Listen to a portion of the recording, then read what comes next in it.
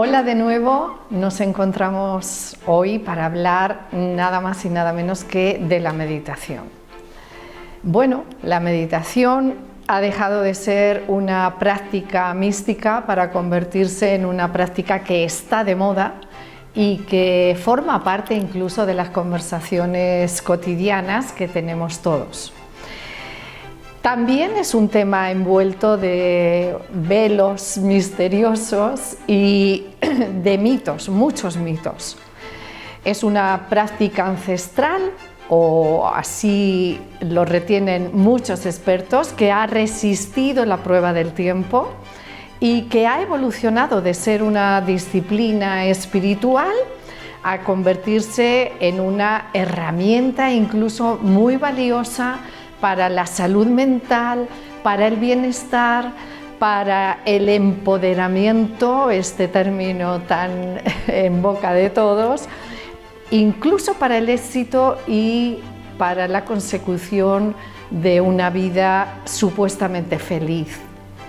Sumergirse en la esencia de la meditación no es nada fácil, definirla no es fácil y desmitificarla quizás es aún menos fácil. Hay muchos conceptos erróneos que pueden existir en su entorno y es un verdadero reto, ya que existen muchas formas de verlo, muchas formas de practicar la meditación, incluso muchas formas de integrar la meditación en la propia vida personal. ¿En qué consiste verdaderamente esta disciplina milenaria? Meditación, mindfulness, como se da en llamar hoy en día. ¿Cuáles son esos mitos que rodean el halo de la meditación y cuáles son las verdades fundamentales que todos deberíamos conocer?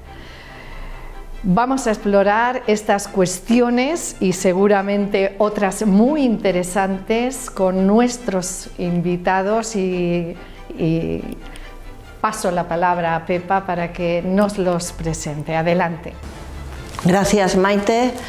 Bueno, hola a todos los que nos estáis viendo y escuchando. Aquí estamos en otro encuentro de yoga con Maite Criado y conmigo y estamos acompañados esta vez por invitadas e invitados estupendos. Voy a empezar ya a presentarlos para empezar a reflexionar sobre meditar. Pues aquí a mi derecha tengo a Mataji Devi. Ella es profesora de yoga integral desde 2010, formadora de profesores de yoga integral desde 2013, especializada en yoga femenino y embarazadas desde 2017. Antes de dedicarse al yoga, trabajaba como logopeda y psicomotrista con niños y adultos con daño neurológico. Formada en MTC, Medicina Tradicional China, masaje, reflexología y terapias energéticas. Actualmente dirige el proyecto Anaí con el objetivo de compartir la energía femenina a través del yoga y la meditación. Así es. Mataji, encantada de que estés aquí. Gracias a vosotras por invitarme y a esta oportunidad de poder compartir con todas. Gracias. Muy bien, gracias. Aquí a mi lado, también voy ahora a la izquierda, tengo a Mardía Herrero. Ella es escritora y es profesora, es peregrina y madre, le gusta definirse, doctora en literatura, DEA en Ciencias de las Religiones, licenciada en Filología Hispánica y en Historia. Es amante del sufismo, es co-creadora junto a su marido, Rafa Millán, del canal de YouTube Psicología y Espiritualidad. Participa habitualmente en talleres y conferencias sobre sufismo, mística cristiana, teorías del imaginario y maternidad sagrada. Ha escrito varios libros, uno de ellos Cielo y Tierra, Peregrina, o varios de ellos, como Santa Teresa me acompañó al sufismo, 39 semanas y medio, un embarazo sufí y El paraíso de los escritores ebrios. ¿Qué tal, Mardía? Encantada de que estés aquí con nosotras. Estar aquí con vosotros. Muy bien. Y aquí enfrente tenemos a Carlos García Rubio. Él es doctor en Psicología Clínica y de la Salud por la Universidad Autónoma de Madrid Es licenciado en Psicología y máster en Psicología de la Salud por la Universidad Autónoma de Madrid. Es experto en mindfulness en contextos de salud por la Universidad Complutense de Madrid y diplomado en budismo por el Instituto de Estudios Budistas Hispano. Especialista en terapias contextuales e instructor de MBCT, terapia cognitiva basada en mindfulness. Trabaja como psicólogo en consulta privada y desarrolla diversos proyectos relacionados con el mindfulness en el Instituto Nidyacara y en el Instituto Sukha. Pues Carlos, aquí estamos, encantada de tenerte. Yo creo que sería interesante comenzar porque cada uno dijera así en forma de flash ¿qué es la meditación? ¿Quieres empezar, Carlos? Ok. Empezamos por algo así simple, ¿no? Sí. Vale. Bueno, yo creo que cuando hablamos de meditación, en realidad estamos hablando de muchas cosas. Es como preguntarle a alguien, yo qué sé, qué es el cine, o qué es el arte, o qué es el deporte. Creo que es algo muy amplio. Y dentro de la meditación creo que hay, como se ha visto aquí, ¿no? También pues muchas disciplinas distintas, muchos caminos, muchas tradiciones, y particularmente a lo que yo me dedico más, que es el tema del mindfulness, pues ahora lo llamamos mindfulness meditation, ¿no? Como meditación mindfulness, pero en realidad esto es una palabra una expresión rara, porque en realidad la meditación la usamos para promover habilidades de mindfulness. Entonces, no es que sea como mindfulness un tipo de meditación, sino que usamos una serie de meditaciones para promover estas habilidades, que son las habilidades de mindfulness, que básicamente consisten en la habilidad para estar en el presente, prestar atención y relacionarme con la experiencia de una forma específica, que tiene que ver con aceptar, no juzgar, estar con lo que hay, no rechazarlo, sino abrirse a ello, estar curioso con eso. Entonces, desde esta perspectiva, pues la meditación puede ser muchas cosas, y en lo que se refiere a mindfulness, pues esta es un poco la propuesta que trae. Pero seguro que mis compañeras pues pueden decir otro tipo de respuestas, ¿no?, sobre qué es la meditación. María, ¿quieres seguir? Me llama la atención, ¿no?, poder hablar sobre meditación, porque claro, con 5 hijos, esto lo digo en algunos foros, a veces participo para hablar de meditación y silencio, y digo, en mi casa no hay silencio jamás. Entonces es como paradójico, ¿no? Yo me siento como una paradoja con patas viniendo aquí hoy a hablar de esto, ¿no? Y amo la etimología. A mí me gusta mucho la etimología porque es la ciencia a través de la cual la palabra regresa a su hogar. Entonces he dicho, voy a hacer una asociación libre a partir de la etimología de meditación, y entonces si vamos como a la raíz de la raíz, en último extremo puede que tenga que ver, la meditación puede que tenga que ver con la palabra medir, y puede que tenga que ver con la palabra mediar, y ahí me salía casi como una especie de asociación artística, una asociación poética, una idea que sí se corresponde con lo que yo siento como meditación. Para mí la meditación tiene que ver con saber colocarnos en el lugar preciso que debemos ocupar en relación con lo real. En la medida en que hacemos trabajo para colocarnos en el lugar preciso, entonces todo se liberan como las dimensiones más anudadas de nuestro ego, se liberan nuestras ensoñaciones como vagas y fantasiosas, nos vamos liberando poco a poco de nuestra dimensión egoica y alcanzamos la libertad, ¿no?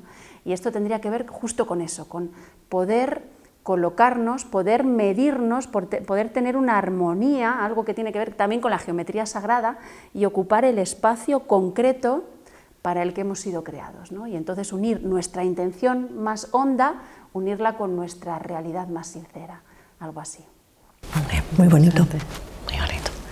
¿Qué te sugiere eso y qué es para ti, pues, Matashi? Me gusta mucho lo que comentas de la etimología, de la palabra mediar, ¿no? Porque realmente para mí la meditación sí que es cierto que es como una serie de herramientas que nos van a facilitar poner en contacto dos partes de nuestra realidad, ¿no? Es como la parte más de conciencia de superficie, donde nos damos cuenta de las cosas, donde nos relacionamos con el mundo, y una parte más interna que podríamos llamar trascendente, cada uno ahí lo vive de una manera, Y es como que los ejercicios meditativos, da igual de la línea que sean o cómo se trabajen, sí que buscan como poner en conexión estas dos partes, esa mediación, ¿no? Pues para luego ubicarnos en la vida, reaccionar, o para luego desarrollar unas habilidades diferentes, ¿no? Entonces para mí la meditación es un poco estos ejercicios que ponen en contacto nuestra naturaleza más trascendente interna con nuestra conciencia de superficie, que luego vamos a poder interactuar con la vida, así como resumido, ¿eh? Sí, sí, muy bien. ¿Y Maite?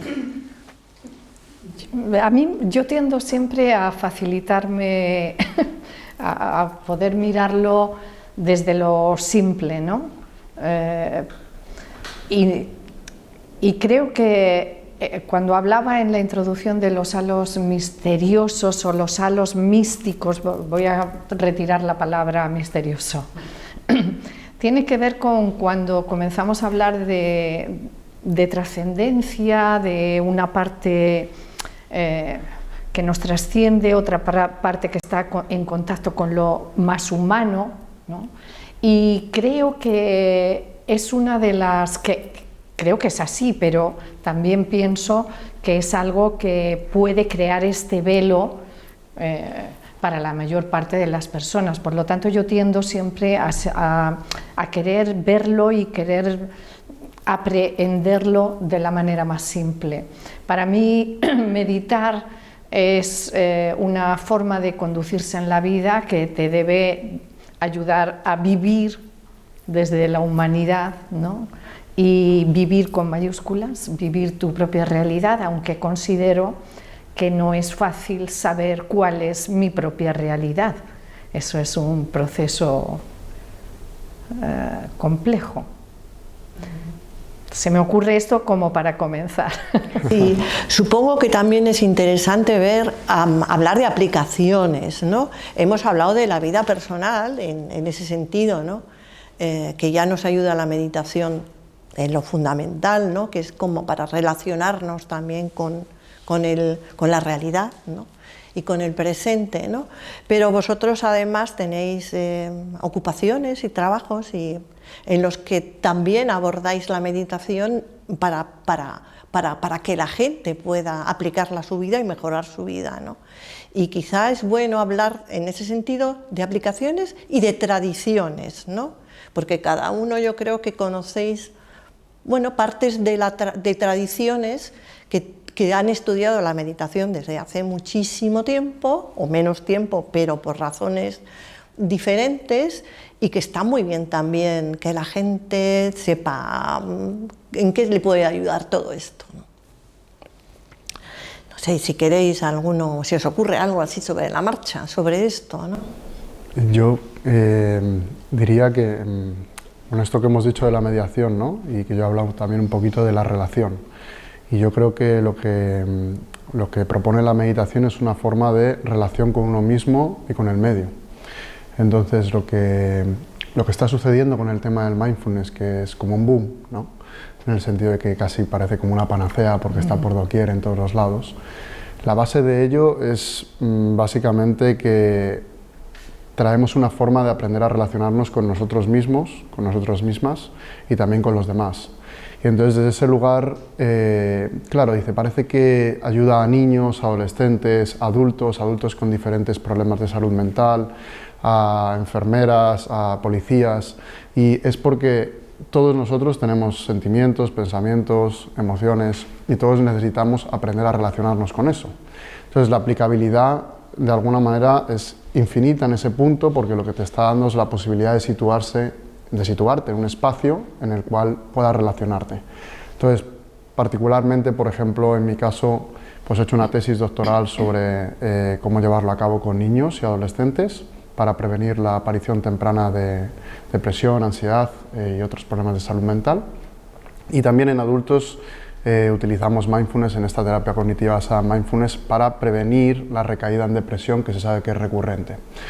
Pero básicamente se utiliza como lo que se llama una técnica o una práctica transdiagnóstica, es decir, que va más allá de los diagnósticos, de las etiquetas, y que de alguna manera todos tenemos cosas que hacemos, ¿no? Que nos pueden hacer daño a nuestra salud, y cómo podemos manejar eso. Entonces, por eso se puede aplicar en el contexto clínico, en grupo, individual, en el contexto con niños, en el aula, por ejemplo, porque al final lo que estamos haciendo es aprender a relacionarnos con nosotros mismos para adoptar una trayectoria vital que vaya en dirección a unos valores que son elegidos. Entonces, esta es un poco, ¿no?, la aplicación que de alguna manera se le está dando a mindfulness, y por lo que creo que está como por doquier en este... Y como conocedor tú también del budismo, de la meditación budista, ¿no?, ¿cómo relacionas un poco? ¿Por qué? Tú sabes que hay una cierta sector de gente que tiene una cierta contestación hacia el mindfulness, ¿no? ¿Y cómo relacionas tú meditación budista de la tradición, de cualquiera de las tradiciones budistas? No sé cuál conocerás tú más o menos, y el mindfulness. En realidad, el mindfulness obviamente hunde sus raíces en el budismo, fundamentalmente en el budismo Theravada, en el budismo, digamos, del sudeste asiático.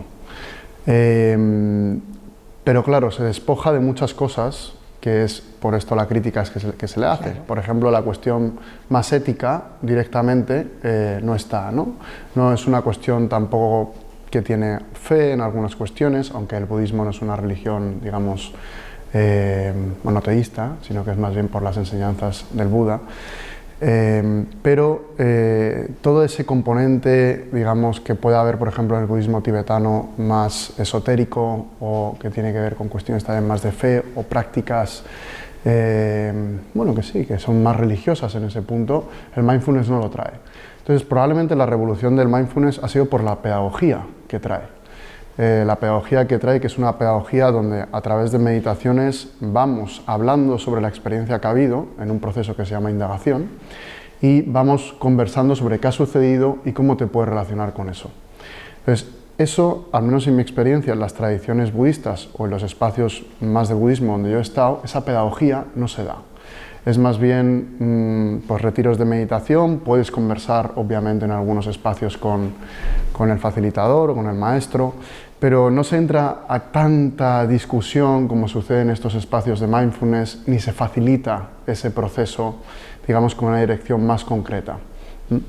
Entonces creo que desde ese punto de vista mindfulness viene del budismo, pero está más secularizado, y además trae una pedagogía que facilita que mucha gente pueda entrar en ese espacio, que de otra manera es un poco más áspero.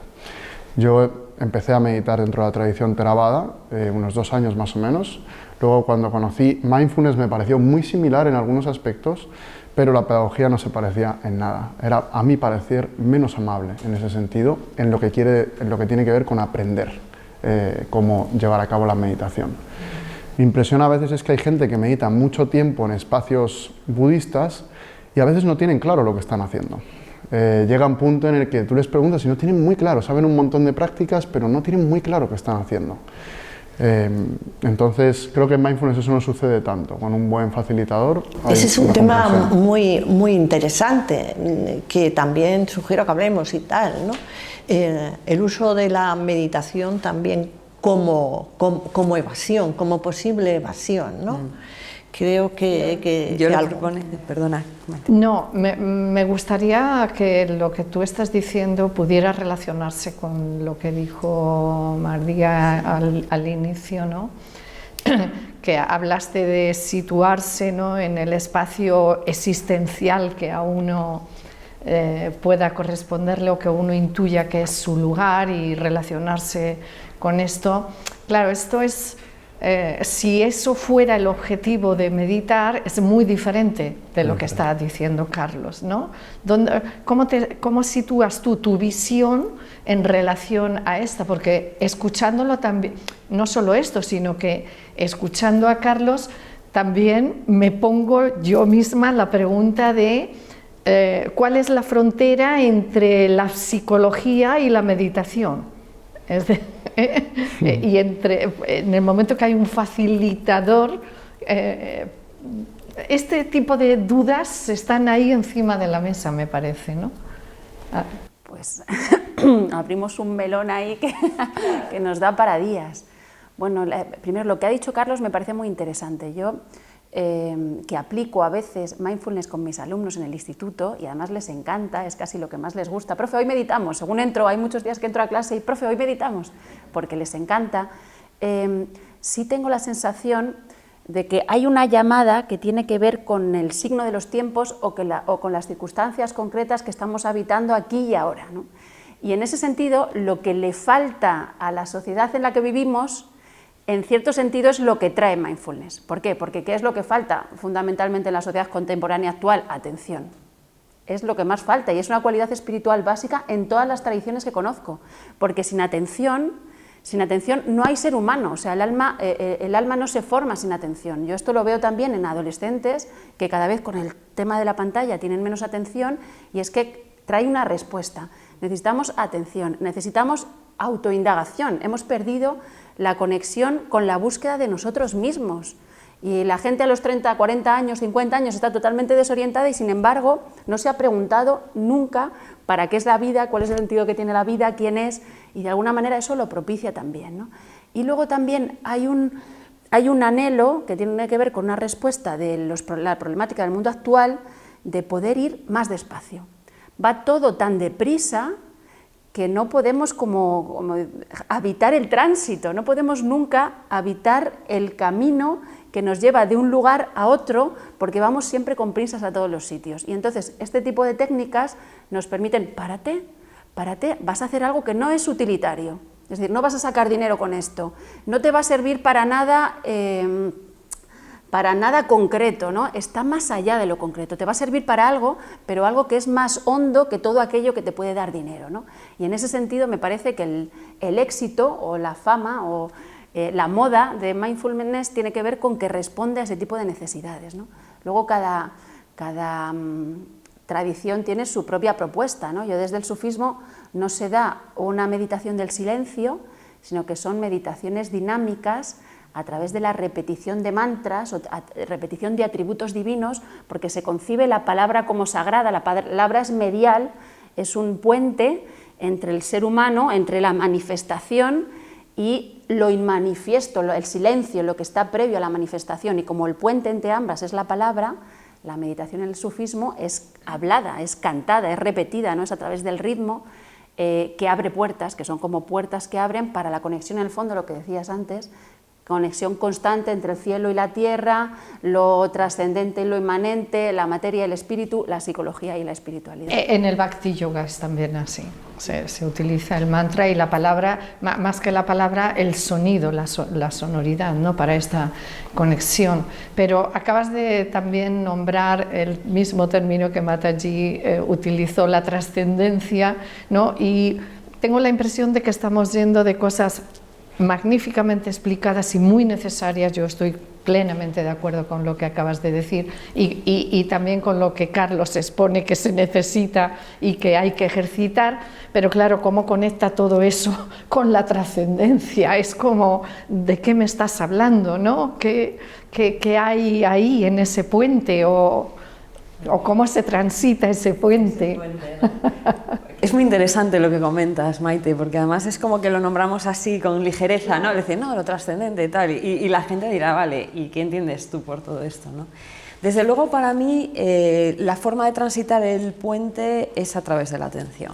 O sea, es la atención lo que te lleva luego a una experiencia de una parte de ti.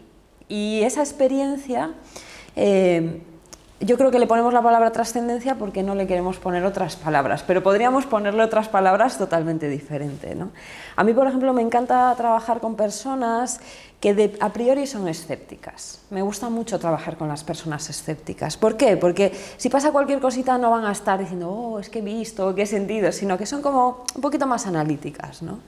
Y cuando tienen una experiencia interna que no saben cómo nombrarla, ahí se empieza a abrir como un velo. Empieza ese puente que comentas, ¿no? Entre lo superficial y lo trascendente, es como que empiezan los velos a correrse. ¿Cómo le llamamos a esto? ¿Qué pasa aquí, ¿no? ¿Qué hay aquí?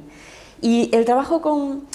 quiero decir, no sé si yo no puedo explicar lo que es la parte trascendente, porque aún estoy cruzando el puente. Creo que o por lo menos me veo ahí, ¿no? Dando pasitos diciendo, bueno...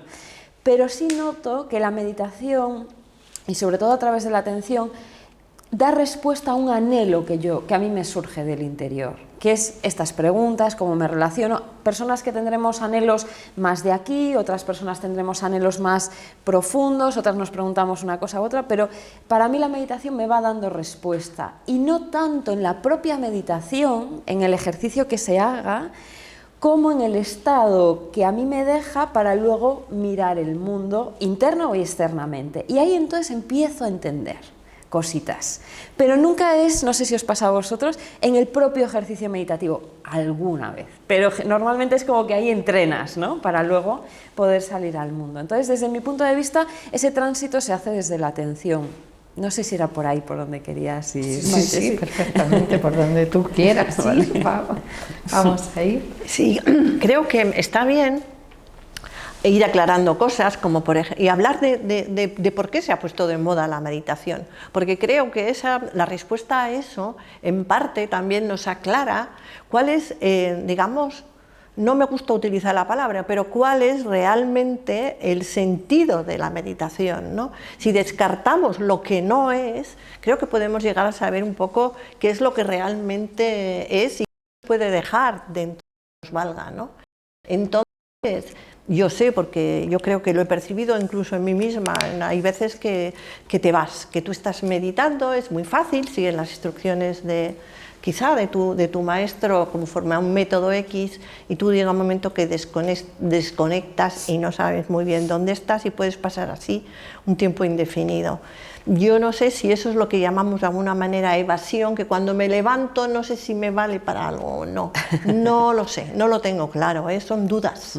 Pero yo creo que son dudas que todo el mundo tiene derecho un poco a ir despejando en sí mismo, ¿no?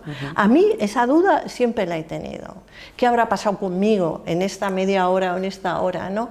¿Soy diferente? ¿Realmente he estado en algún sitio donde he estado? No simplemente será un estado mental transitorio. En fin, yo no tengo respuestas a eso, pero vosotros sí. Antes has preguntado sobre el budismo, ¿no? Desde el budismo y más cómo lo trae la psicología, digamos, actual, no psicología budista, sino psicología, psicología, digamos, más académica. Fíjate que el objetivo, lo estaba pensando mientras hablabais, es básicamente un poco el mismo, que es la liberación del sufrimiento, en último término, ¿no? Y bueno, lo que hablamos de la trascendencia, pero tiene también un fin de trascender para un poco reducir el ego, conectar, digamos, con el todo, ¿no? O con la nada, según queramos hablar. Y hay una dirección de alivio del sufrimiento. La cuestión son los medios que se pone para eso. Y cuando nosotros nos sentamos en meditación por la mañana, ¿no?, y decimos, hemos estado aquí media hora, bueno, por la mañana o por la noche o cuando sea, ya hemos estado media hora en esa meditación formal, la cuestión es qué estamos haciendo. Y de alguna manera yo siento que lo que vamos haciendo es conectar, reconectar con nosotros mismos, y en base a eso también salir hacia afuera de otra manera. Estamos en una sociedad, por eso mindfulness nace en este contexto sociohistórico, en el cual muchas cosas van de fuera adentro, es decir, intentamos cambiar un montón de cosas que nos suceden a nosotros desde medios externos, ¿no? Y lo que trae esto es algo revolucionario, que tiene muchos años, pero digo revolucionario porque ahora está en boga, que tiene que ver con cómo hago algo desde dentro para salir hacia afuera, desde otro lugar. Y no sé, por ejemplo, somos el país que más benzodiazepinas toma, ¿no?, del mundo, y tenemos medios para introducir cosas de fuera adentro, cambiar de esa manera para salir de otra manera. Pero ¿qué pasa cuando empezamos a meditar y vemos que podemos conectar con un modo de estar para salir hacia afuera de otra manera? Y esta es un poco, yo creo, la propuesta que trae, ¿no? Y a medida que vamos aprendiendo a relacionarnos con nosotros mismos, a regularnos emocionalmente, a entender que tenemos o que sentimos un cuerpo, que podemos relacionarnos con las sensaciones, que las sensaciones están relacionadas con lo que pensamos, y empezamos a tomar más distancia, entonces nace esta dimensión también como más espiritual, ¿no? Esta dimensión de poder ser más un observador. Ahí nos podemos quedar o podemos ir un poco más allá. Mindfulness no suele trascender ese punto en los programas cortos, pero son una puerta de entrada para ir a espacios más espirituales, vamos a decirlo así, espacios de trascendencia. espacios de... sí, que tienen más que ver con el objetivo principal del yoga más tradicional o espiritual, por decirlo así. Entonces, bueno, eso es lo que me viene a mí en este momento. Yo creo que a veces sí se pueden utilizar todas estas técnicas para evadirse, ¿no? Para mí sí que hay que hacer como una especie de sinceración continua en todo camino espiritual, porque cualquier camino espiritual podemos utilizarlo para evadirnos o para tomar poder personal en vez de para liberarnos de nuestro ego, ¿no? O sea que sí, creo que existe siempre todo ese peligro, existe continuamente. ¿Cuáles son las claves para caminar en ese sentido? Bueno, a mí esto me gusta mucho Santa Teresa, ¿no? Y Santa Teresa decía que orar no servía de nada, que para ella la oración era una meditación, porque ella oraba en silencio, o sea, llegó ya a un nivel de oración que se fundía casi con la meditación silenciosa, y ella decía que la única prueba para saber si esa oración venía de Dios y no del demonio es que diera frutos.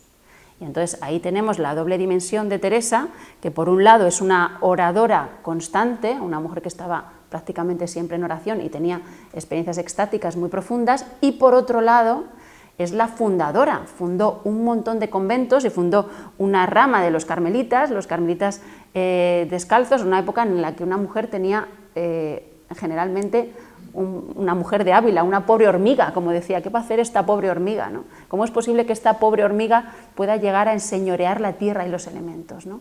Es decir, tuvo una conexión, siempre lo digo así como en geometría sagrada, una conexión vertical que tenía que ver con la oración, ella estaba abierta y entonces iba recibiendo, y luego una conexión horizontal que tiene que ver con el fructificar, con la acción. Por eso ella siempre dice que Marta y María, las hermanas de Lázaro, han de ir juntas. El servicio y la oración o la contemplación o la meditación han de ir juntos. Entonces, en último extremo, la única manera de ver si nos estamos evadiendo o está dando frutos reales la experiencia que estamos teniendo es comprobar si está generando una unificación dentro de nuestra propia vida entre esa dimensión vertical y esa dimensión horizontal, ¿no? En la medida en que la dimensión vertical se hace demasiado fuerte y se pierde la horizontal, nos estamos evadiendo un poco. Igual que cuando estamos solo en la acción o solo en el servicio, también nos estamos evadiendo de lo importante, ¿no? Entonces hay que buscar siempre un equilibrio, una armonía. Está muy bien, está muy bien. Sí, bueno, yo apoyo lo que estaba diciendo Mardía y lo veo un poco así, ¿no? Creo que ahí es muy importante la sinceridad del practicante. Y en todas estas técnicas, desde mi punto de vista, yo creo que hay un punto un poquito peligroso y lo quiero nombrar, a ver qué os parece, y es ese punto de hacer todo tan aséptico del siglo XXI para que entre en toda la población, ¿no? Ese punto de decir, cogemos el yoga en los años 60, le quitamos la parte espiritual, hacemos las clases así, todas muy neutras, para que no entre en conflicto con lo socioeconómico, sociopolítico como está, y con la meditación yo creo que también pasa un poco esto, está pasando un poco esto, ¿no? Entonces cuando se retira un componente sincero de práctica, porque luego ahí cada uno tendremos nuestras inquietudes, nuestras formas de relacionarnos con la vida, con lo que veamos más allá. Eso yo ahí no quiero entrar, ¿no? Pero sí en el punto de, ¿y si cogemos estas herramientas, le quitamos todo y las metemos para un sistema con el que no estamos de acuerdo? Por ejemplo, un CEO de una compañía que no es respetuosa con el planeta, que está ahí a ganar pasta y demás, puede hacer meditación. Y puede que esa meditación le haga desarrollar unas capacidades muy potentes para llevar a cabo su negocio. Pero no hay detrás un ideal elevado, voy a decir ideal elevado, ¿no? el que pueda tener cada uno, sino que se está cogiendo la herramienta y se está haciendo una aplicación absolutamente fría y en contra de la propia naturaleza de la herramienta, ¿no? Es como una distorsión. Entonces creo que esto, no digo que sea lo general, porque yo lo que me encuentro es que la gente que medita quiere ser mejor persona, quiere dejar de sufrir, quiere estar mejor. Pero esto yo creo que es importante que también lo nombremos, ¿no? Sí, no sé es muy importante. De hecho, ha habido libros en Estados Unidos publicados y tal, muy contestando mucho el mindfulness, ¿no? En ese sentido, ¿no? Yo fui invitada una vez a un congreso de mindfulness que se hizo aquí en Madrid para dar una charla sobre precisamente meditación, y me enfadé mucho porque el objetivo de ese congreso era crear herramientas, ofrecer herramientas y hablar de herramientas para desarrollar atención, que es como la base, y ahora voy a ir ahí, ¿no?, para el éxito de las empresas. No para el desarrollo personal, ni siquiera para esto que tú decías de primero mirar qué tengo dentro para sacarlo hacia afuera y conducirme en la vida con eso que vive dentro de mí y que puedo identificar de muchas maneras y ponerle muchos nombres, ¿no? Claro, para el yoga también el tema central es el trabajo con la atención. Esto no hay duda, yo creo. Hablando de las técnicas de meditación, el trabajo con la atención es la base, ¿no? La cuestión es cómo cada disciplina o cada tradición o cada linaje incluso trabaja la atención, qué te dice de la atención. Por eso yo decía antes que dónde está la frontera, quizás la has trazado tú, cuando hablas de que trabajo la atención con un fin que es un valor que doy a mi vida o un sentido que encuentro en mi existencia y que tiene que ver lógicamente con liberar el sufrimiento, que tiene que ver con situarme en la vida, en mi propio dharma o en mi propio destino o lo que sea, y reconocer, o en esa conexión con, si creo en un más allá, pues con el más allá, o en esa conexión lo que sea, ¿no? Entonces utilizo las técnicas de atención,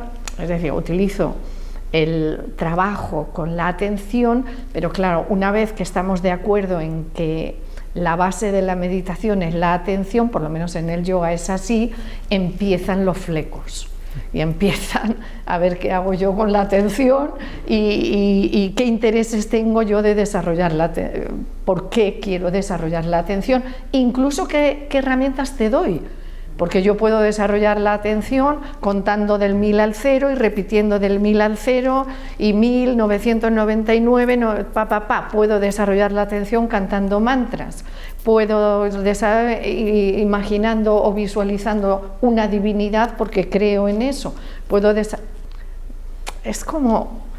¿Y dónde está dónde está el punto? No tengo ni la pregunta, no solo no tengo la respuesta, no tengo ni la pregunta. Pero ahí hay una cosa muy interesante, si me permites, Maite, porque hay algo que a mí me parece muy sagrado, que es la capacidad de elección del ser humano, es decir, el libre albedrío. Entonces, cuando tú tienes capacidad de dirigir tu atención libremente, es como que la atención es el vector a través del cual recibimos la vida, ¿no? Como si fuese esa ventana a través de la cual recibimos la vida. Entonces, si yo tengo 3 teles, por ejemplo, ¿no?, y en una están poniendo una peli de terror, en otra están poniendo una, yo qué sé, telenovela, y en otra están poniendo un documental, si mi atención va a la peli de terror, yo voy a empezar a vibrar con eso, voy a empezar a resonar. Si cambio mi atención, la pongo en la telenovela, pues venga, fiestón de emoción para arriba, para abajo y demás, vale. Retiro de ahí, lo llevo al documental, por ejemplo, y empiezo a vibrar con eso, ¿no? Entonces, de alguna forma, por elección activa o por elección pasiva, por no elección, los seres humanos al final, con la atención, vamos a vivir las consecuencias de aquello donde la estemos dirigiendo.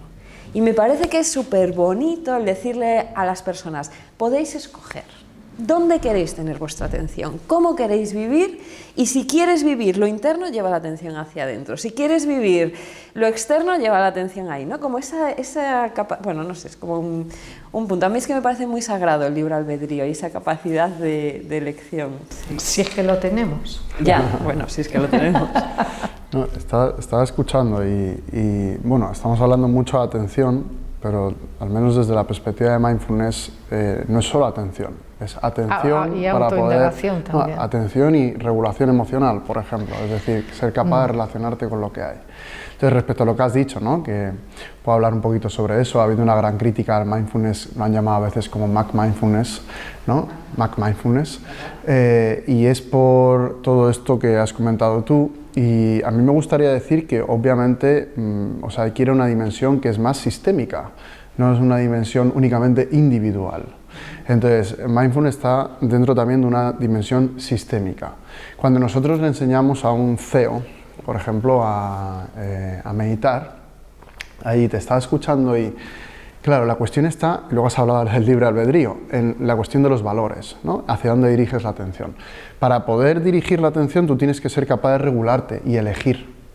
Los condicionamientos que hay dentro de uno no somos tan libres en ese sentido, uno tiene que ser capaz de hacer eso. Cuando nosotros vamos a una empresa y enseñamos mindfulness, yo no voy, por ejemplo, desde la perspectiva de entonces las condiciones sistémicas me dan igual. Es decir, las condiciones organizacionales. Hay que cambiar cuestiones organizacionales. Ahora bien, yo quiero enseñarte a que tú puedas ser capaz de estar bien contigo mismo y poder elegir qué quieres hacer para poder determinar hacia dónde quieres dirigirte. Entonces, empieza desde un lugar que puede ser más desde dentro, ¿no? Desde abajo hasta más arriba. Ahora, si ponemos políticas más en ese sentido, entonces estamos teniendo una condición más sistémica.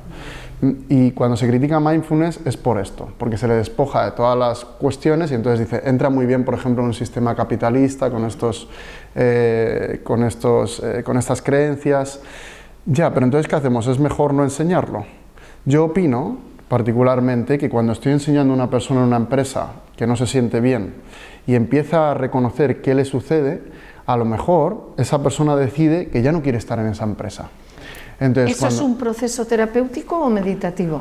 Es que yo no lo separaría. Vale, pero es una pregunta inocente. Claro, no lo separaría porque la meditación o las terapias contextuales traen mindfulness dentro y la psicología ha incluido toda la perspectiva de la meditación.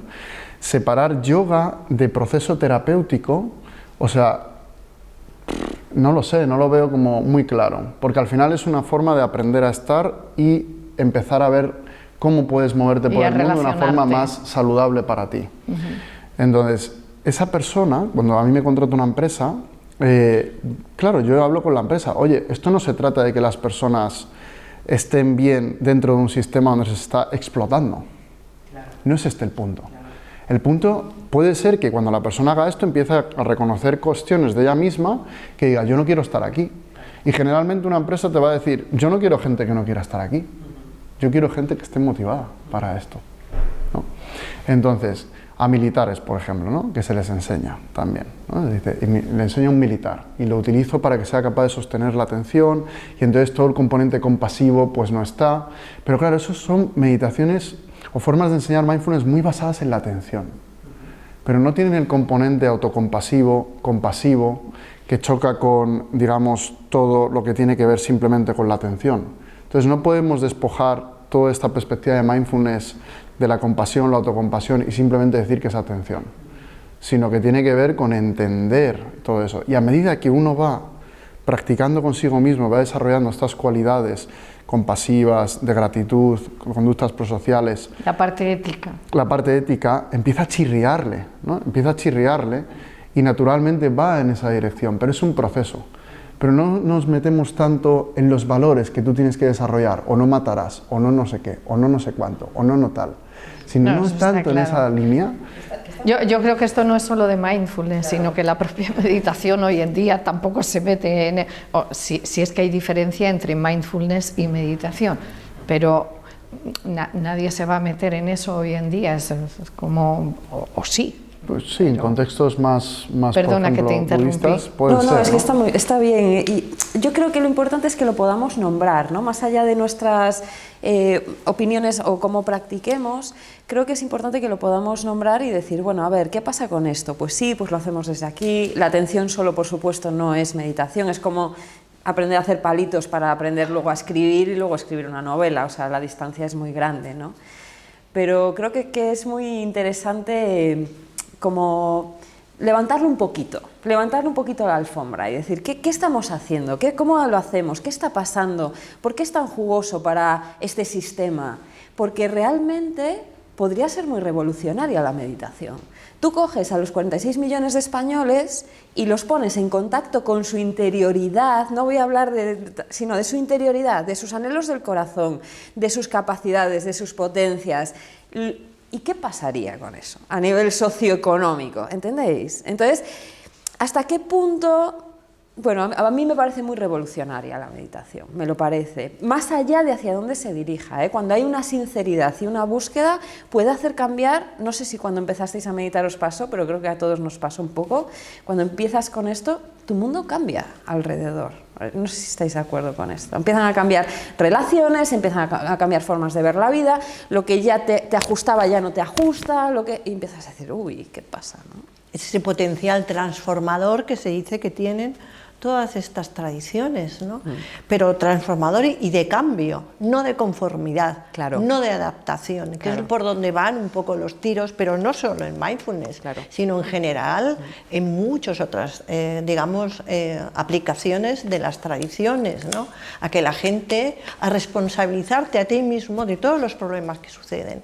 No, si algo no te gusta, no es problema de lo que sucede en el exterior, es que tú te tienes que emocionalmente adaptarte a eso, ¿no? O sea, la felicidad va a depender solamente de mí, y eso también es una trampa, porque no creo que sea exactamente así, ¿no? Un mundo mejor no se hace diciendo que yo de mí para adentro, ¿no? O sea, un poco es eso dicho a lo bruto, pero no sé qué pensáis. Yo quería, al hilo de lo que estaba comentando Carlos, en el sufismo se insiste en que hay que trabajar dos cosas a la vez.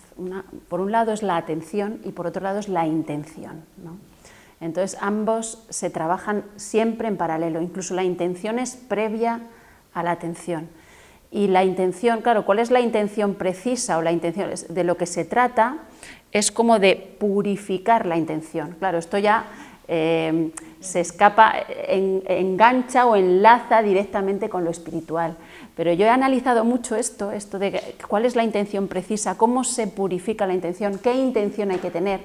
Y de nuevo, Santa Teresa me ha dado varias claves. Ella en Camino de Perfección dice que de lo que se trata, se refiere a ella y a sus monjas, es de darnos todas al todo sin hacernos parte. Darnos todas al todo sin hacernos parte. Esto tiene que ver con unificarnos, con hacernos uno, con ser de una sola pieza, ¿no? Y esto en el sufismo también se insiste en esto. ¿Cuál es la intención precisa? ¿Cómo podemos purificar nuestra intención? Pues enlazarla con la intención de lo real o con la intención del misterio cuando fuimos creados como seres humanos, cuando se genera la manifestación. ¿Y cuál es la intención con la que la divinidad, me entendéis, ¿no? Cuando hablo de genera la manifestación? Bueno, pues hay un dicho del profeta muy interesante en que el profeta habla, como canaliza la voz divina, en que se dice: yo era un tesoro escondido y amé ser conocido. Yo era un tesoro escondido, es decir, lo real era un tesoro, es un tesoro, pero se desdobla, el uno se desdobla para poder mirarse en un espejo. Yo era un tesoro escondido y amé ser conocido, de tal manera que la intención precisa acaba por conectarnos con el anhelo de conocimiento o la ampliación de la conciencia, que es como se suele decir hoy en día, por un lado, es decir, es un proceso de conciencia, un camino de conciencia y un camino de amor, que esto en el sufismo, el cristianismo insiste mucho, es un camino de conciencia y un camino de amor. Y esto se enlazaría también con los dos mandamientos de Jesús, ¿no? El amarás a Dios sobre todas las cosas, ¿no? La vertical, y al prójimo como a ti mismo, la horizontal. Entonces, no se puede dar una atención. Para mí no se puede hacer un cultivo de la atención real y realista si no viene acompañado de un ejercicio y una purificación de esa intención que nos permita unificarnos, hacernos uno y entrar en el camino del conocimiento, la amplitud de la consciencia, la apertura del corazón por un lado y el camino del amor, ¿no? El amor en vertical y el horizontal. La cuestión es que cuando hablamos de este tipo de mirada, que es una mirada que está vestida, ¿no? También de un tipo de intención que detrás tiene una mirada concreta, y es una creencia también, vamos a decirlo como es, ¿no? En mi caso no lo vivo como una creencia. Hablo de creencia más como paradigma, ¿no? De lo que uno cree que es la existencia, o no como una cosa religiosa. Pero claro, hay caminos de meditación muy ancestrales, por ejemplo pone el Zen, ¿no? que normalmente quiere desvestirse de esa intención. El Zen consiste en estar presente más que en observar, y en sentir que uno está presente en lo que su realidad le está mostrando o le está o dónde le lleva la realidad, ¿no? Y hay muchos adagios en el Zen. Uno que me gusta mucho es estar presente para lo que sirve en cada momento, ¿no? Y esto es una enseñanza Zen de una trascendencia enorme, ¿no? Que ha perdurado por muchos siglos. Claro, estar presente para lo que sirve te despoja de ese nivel de intención, de decir yo lo que pongo atención, pero porque necesito esto, porque quiero aquello, porque lo veo así, porque quiero cultivar tal cosa, sino verdaderamente, ¿qué quiero decir? Pues que vuelvo a lo de antes, ¿no? La atención, una vez que se tiene claro que es un trabajo que hay que realizar y que está conectado con esto que llamamos meditación, y por supuesto mindfulness, pero bueno, meditación, empiezan ahí las vestimentas de la atención, ¿no? Y las vestimentas es la regulación emocional, si la necesito, la ética si la necesito, la intención si la necesito, es decir, pongo la pregunta directamente: ¿la atención y sus vestimentas, o las vestimentas son también la base de la meditación? Es decir, hablas de técnicas a lo mejor concretas, ¿no? Bueno, es que cuando hay intención, por ejemplo, o autoindagación o regulación emocional, ya hay técnicas concretas. No puedo hacer nada sin una técnica concreta. Es que hay técnicas además muy rígidas, claro, que prácticamente están llamadas, o la intención es que tú estés ahí y solo ahí, ¿no? ¿No? ¿A eso te refieres? A lo mejor, ¿no? Por ejemplo, el Zen más... A mí me venía, por ejemplo, una imagen de Piaget, que él hablaba del aprendizaje por andamios, del andamiaje, ¿no? Y lo comentaba, por ejemplo, que si no tienes el primer piso del andamio, no vas a poder montar el segundo piso del andamio. Entonces, más allá de las líneas meditativas, a mi modo de ver, la atención es el primer piso del andamio. A partir de ahí ya podemos continuar con intención, aunque la intención vaya primero de por qué ponemos ese primer piso del andamio, ¿no? Pero si no tengo un trabajo de atención, luego no me voy a dar cuenta de las emociones, no voy a poder aplicar la gestión emocional, no voy a poder aplicar o lo que queramos que estemos aplicando. Es como primer andamio y a partir de ahí... Claro, ese es un poco el punto que yo decía, ¿no? Y yo lo decía en el sentido de ver si estamos de acuerdo con que gracias por este símil que viene al caso, que si el primer andamio es la atención. Porque claro, luego vienen pues el resto de flecos. Un fleco, por ejemplo, que en el camino del yoga ha sido muy... bueno, y que está evolucionando muchísimo e incluso trascendiendo, diría yo, es el control. Uno es la intención, pero otro es el control, o sea, un control férreo de y si te distraes, vuelve, y si no sé qué, vuelve, y si te saltas la cuenta, vuelve, y si es como, oh, Dios, bueno, es un control también necesario si uno quiere trabajar la atención, pero basar todo en eso.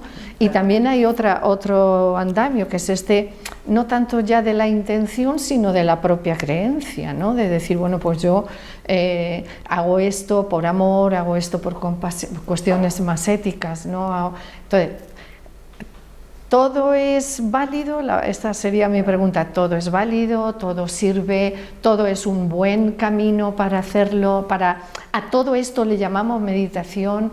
¿Es meditación? Desde un punto de vista científico, no. Es decir, nosotros investigamos a través de un método que es el método empírico y entonces testamos hipótesis que tenemos. Entonces, si nosotros queremos testar determinadas praxis para ver qué resultados tienen. Entonces nos hacemos preguntas. De hecho, el budismo y la ciencia, el Dalai Lama ahí, y hay una organización que se llama Mind and Life, que de alguna manera, bueno, cofundaron el Dalai Lama y un biólogo que se llama Francisco Varela, es porque coinciden también en eso, ¿no? De hecho, el Dalai Lama decía, bueno, pues investiguemos todo lo que hacemos aquí, todas las prácticas, a ver qué efectos tienen, qué beneficios tienen, y si no sirve, quítalo. Y si sirve, y si no se va a hacer porque decimos que es budismo, no digas que es budismo, di que lo vamos a hacer, porque su intención está por encima, ¿no? Que es el punto de... Pero no todo sirve, es decir, depende para la propuesta o la proposición que tú tengas, y son caminos que llevan a diferentes sitios.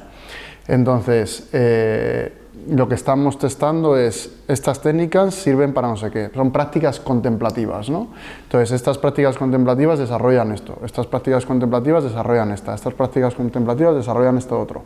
Y ahí hay un mapa enorme. Ahí hay un mapa enorme. Entonces, no todo sirve para todo, la cuestión es para qué sirve cada cosa.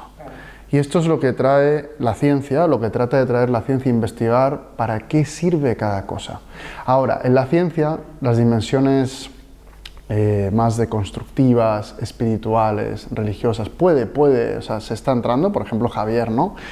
Pues está haciendo un trabajo de fondo de esto, pero claro, la academia ahí es un poco rígida, pero en este sentido, ¿no? Pero bueno, se sabe, por ejemplo... Bueno, no solamente la ciencia sabe para qué sirven determinadas cosas del mapa. Correcto. También organizaciones, estructuras, correcto, saben muy bien para qué sirven y a veces son técnicas tan manipulativas y eso no hace falta la ciencia para corroborarlo. Claro. Quiero decir que acabas de poner este ejemplo del mapa que me parece adecuadísimo y efectivamente podría ser esto una manera de mirar qué es la meditación, ¿no? De decir, bueno, pues la meditación tiene un mapa muy amplio y cada ciudad de ese mapa está para el norte, una para el sur y una para... No sé si habéis visto, por ejemplo, el árbol de las prácticas contemplativas, que es un árbol así bonito, claro, ¿no? Que tiene muchísimas prácticas contemplativas. Está el yoga, el qigong,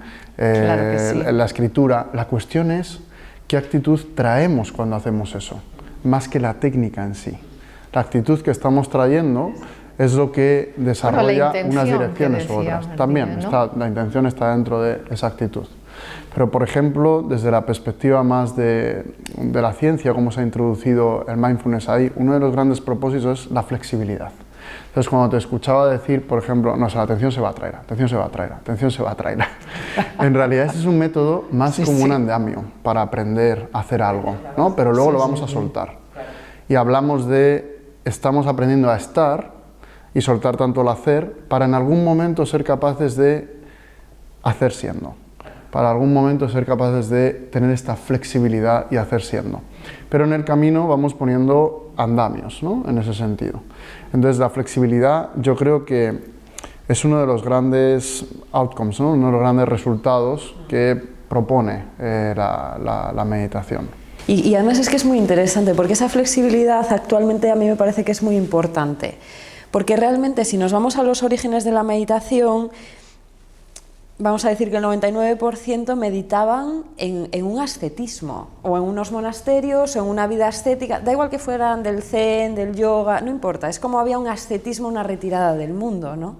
Pero estar en medio del mundo, que te vas a la compra, luego no sé qué, los 5 niños que escribo no sé cuánto, que doy la clase, que si me pagan o no me pagan, lo que sea, y aún así estar en esa meditación, yo creo que es algo muy actual, que hasta este momento no se había dado por circunstancias sociopolíticas, económicas del ser humano, ¿no? Pero ahora mismo sí se está dando y es muy interesante esa flexibilidad para poder adaptarlo sin perder esa esencia, que también es lo que estamos hablando un poco, ¿no?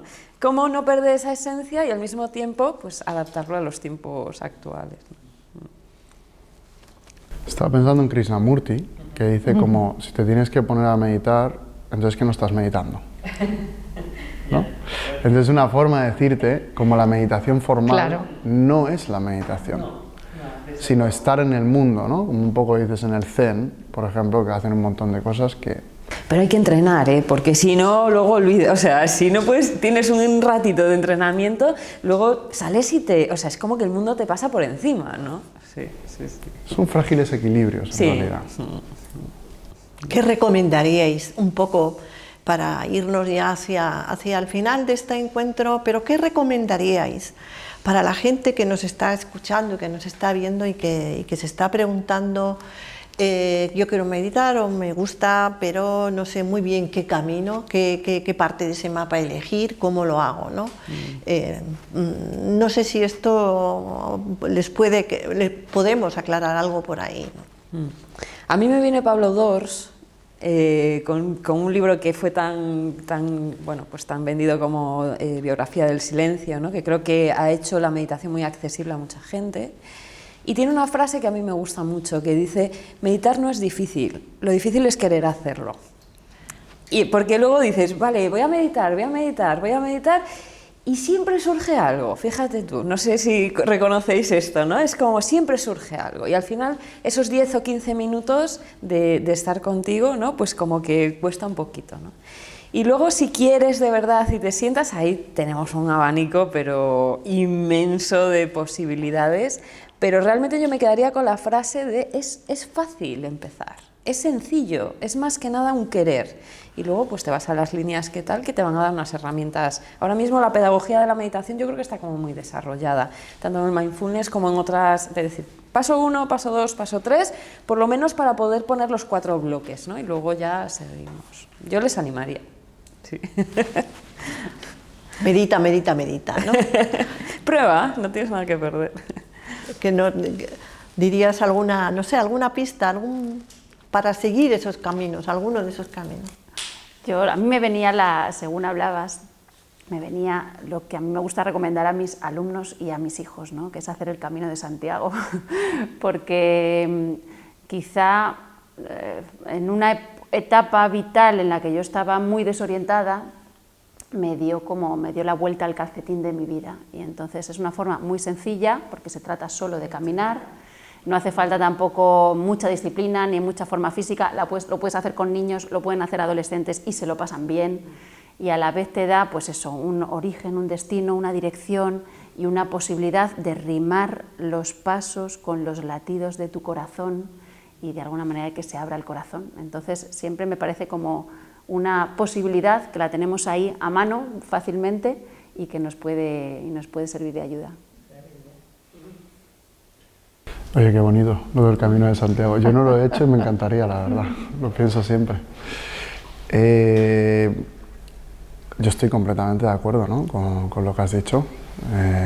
Creo que podría suscribir tus palabras. Pero bueno, por decir algo distinto, también siento que depende un poco de lo que uno quiera. Si quieres algo más académico, más científico, probablemente un programa de 8 semanas basado en mindfulness, como reducción del estrés basado en mindfulness, MBSR o terapia cognitiva basada en mindfulness u otros, es una buena aproximación. Si quieres algo más espiritual de entrada o entrar en un espacio más que tiene que ver más con el budismo, por ejemplo, pues entonces algún tipo de escuela que tenga que ver con el budismo Theravada o el budismo Zen o el budismo tibetano. Si quieres empezar más por el cuerpo, por ejemplo, pero sin dejar de lado todo ese componente espiritual, probablemente un espacio más de yoga, como en el que nos encontramos, es una buena entrada también. Y son diferentes puertas de entrada con las que uno va conectando y viendo hacia dónde se dirige. Entonces, creo que es interesante también poder encontrar el espacio que de alguna manera te conecta para poder continuar.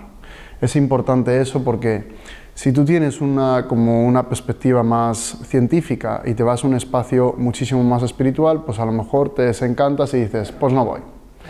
Si tienes una perspectiva como mucho más espiritual y entonces te vas a un sitio como que se habla mucho de cerebro, de ciencia, de tal, lo mismo dices, esto me pilla muy lejos, no conecta conmigo, ¿no? Si eres una persona que está como muy en el cuerpo y que quiere desarrollar mucho lo que tiene que ver con el cuerpo, pues a lo mejor un espacio de yoga integral, pues es un espacio que te viene mejor que un programa de mindfulness donde a lo mejor no se introduce a priori tanto el cuerpo en movimiento, porque, bueno, pues sí que se introduce, pero no tanto, obviamente, como en una clase de yoga integral, etcétera, etcétera.